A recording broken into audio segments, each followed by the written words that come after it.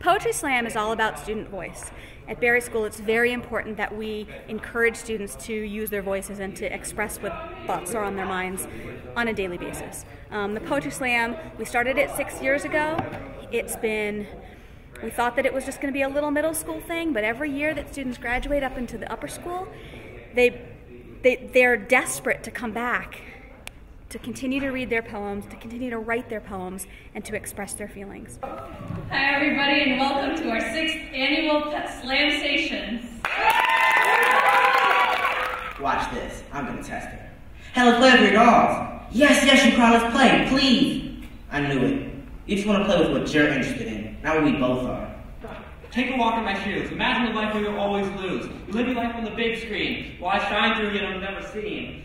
Do you know what it's like to be never understood? I'm not given the opportunity to live life like I should.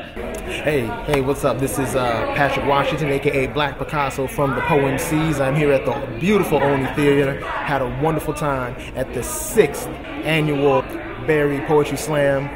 Middle school kids and the high schoolers tore it down. They were marvelous. I think it's always encouraging to just sit back and listen. You know, too many times as poets we like to always be on, you know, and on stage, especially, you know, professionals. But I think it's marvelous to be able to sit back and just listen sometimes and be fed, and especially from the youth, because honestly, young people, you know, their feelings are marginalized way too often. You know, they're ignored, and this is their moment. You know, this is their time to let out everything that's been on their minds.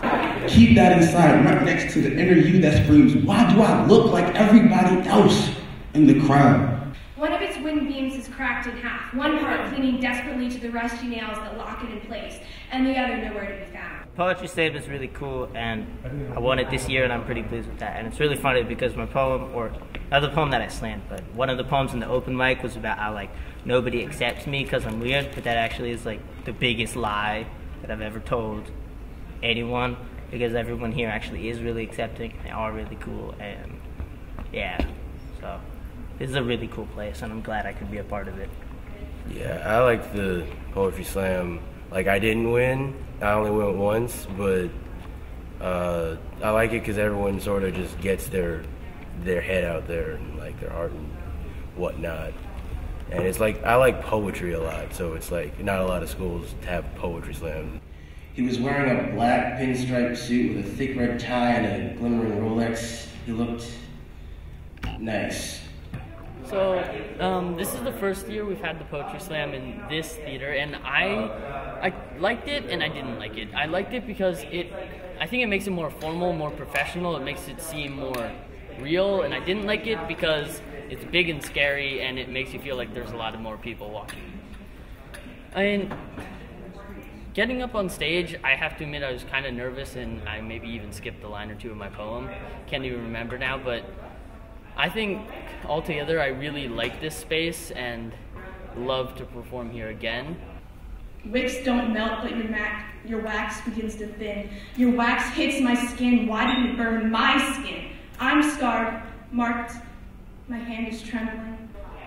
Preparing my poem for the Poetry Slam, basically what I did is I went back and I thought about what do I love to do, and immediately I came to guitars. I love playing guitars. I love, you know, everything about guitars. So I said, well, what can I write about guitar? And then I also realized I never really feel heard when I'm playing guitar in a band, because it's not just me, it's everybody else, and you never really get recognition. So I figured I'd write a poem about how I play guitar and how it really doesn't matter in the end. It's really about the group as a whole.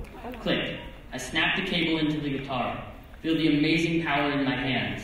Spin up the volume knobs. A distorted crackle rises from the amp, like a swarm of flies.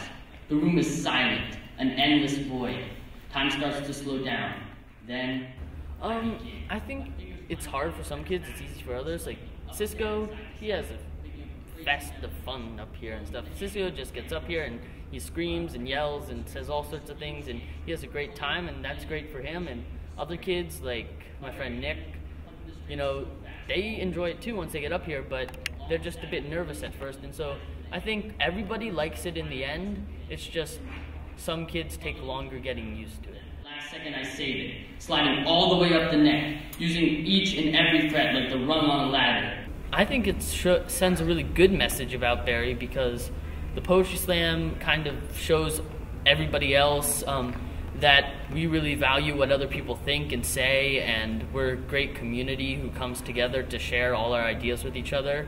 And it's also just kind of awesome how we get all these really amazing poets in every year, like the PoemCs and Taylor Molly. And so the Poetry Slam at Barrie really represents some of the best aspects of the school. It's helping students have courage to know their own voice and share their voice with others.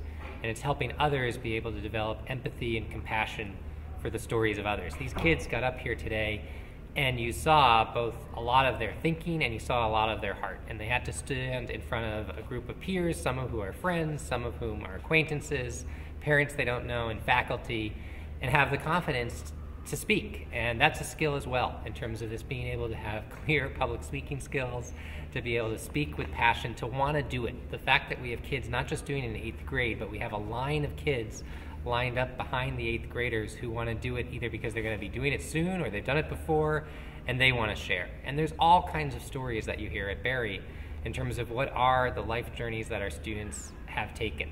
Today we heard an amazing piece by a student who joined us mid-year. She came from China. She hadn't ever been in a U.S. school, and she was able to sort of share what was the emotional journey going from China to Barrie. It took 13 hours for me to get here. I can't remember how I got through it.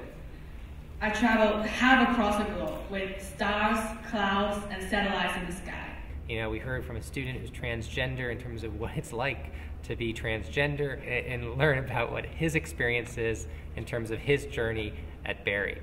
All kinds of stories, and Barrie's filled with stories. Our faculty have great voices, they have great stories, and we share that, we celebrate that. It's acceptance, and it's confidence, and it's a great part of a piece of Barrie that represents who we are.